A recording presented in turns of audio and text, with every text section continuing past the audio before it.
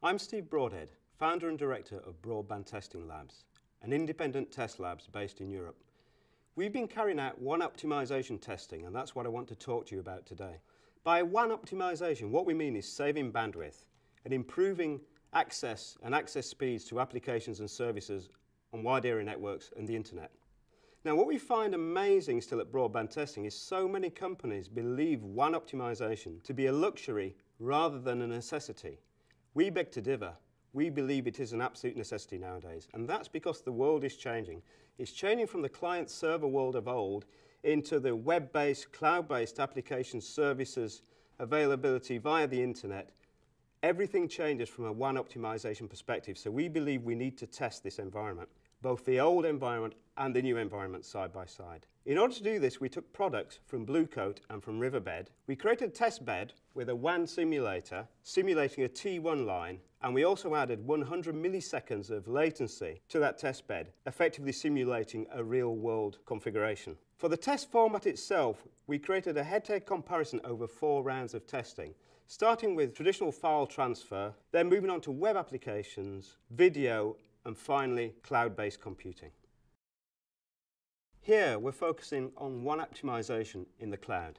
I mean, who's not talking about cloud computing at the moment? Everyone's talking about cloud computing. And that's for a good reason. It's because it's really happening.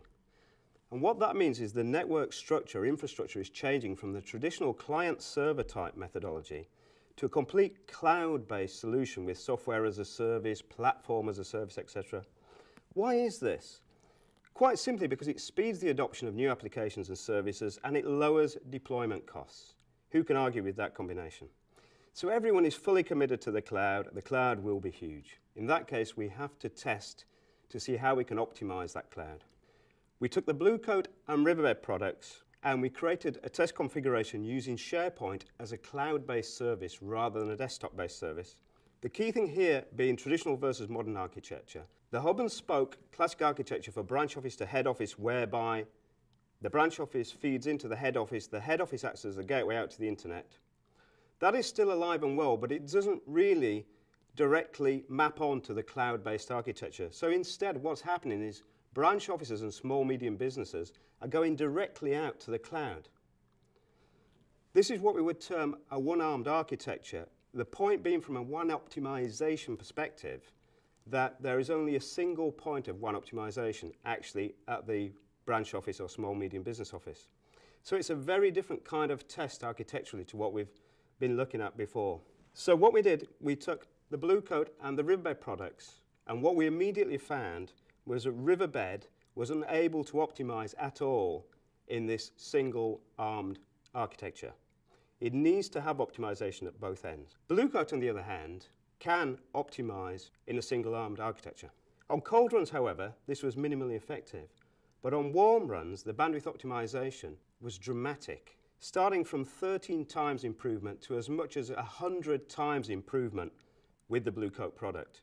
What this means in practice is that we can see up to 100 times saving on bandwidth costs, bandwidth usage and bandwidth costs across the board. And on average, across all tests, we saw a 40 times improvement. So that's effectively a 40 times saving on bandwidth using the Blue Coat product. What that means in practice is instant return on investment for many companies, which is surely the key to IT investment. So in this particular round, Blue Coat is the clear winner.